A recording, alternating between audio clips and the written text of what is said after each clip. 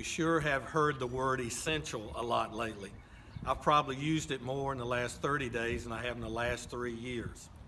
The state says that hairdressers, barbershops, hair salons, they're non-essential. I beg to differ. Well, my hair doesn't look that bad yet, but it's coming.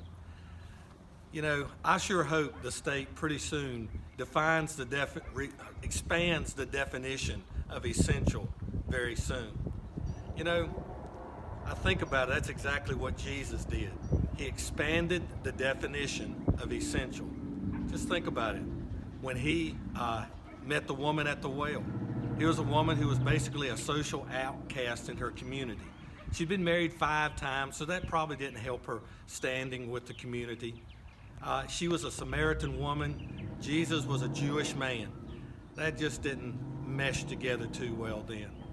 But Jesus took the time and sat and talked with her, not just about her past, but her future. And before it was over with, she knew that she was essential in the kingdom of God. Or how about the woman who was caught in adultery? Dragged out into the street, thrown down before Jesus, surrounded by people with rocks in their hands ready to stone her to death. Can you imagine how humiliating that was? But Jesus didn't side with her accusers. He actually defended her.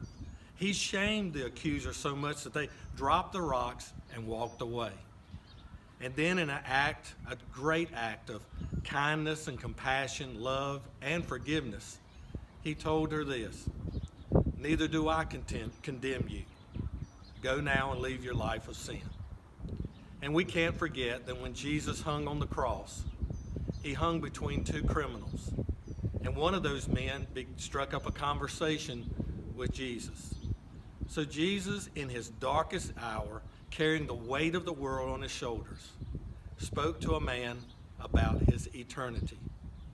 And he gave him this promise: "Today you will be with me in paradise." I don't know how you were raised. I don't know what you've been taught about what's essential and how important you are and how important people are. I don't know. But I want you to know this: you are essential to God. All of us are essential to God. Don't forget that. Don't let anybody rob that from you. And share that message with someone else. I'm sure there are others who need to hear it. God bless, stay safe, and I'm ready to get a haircut.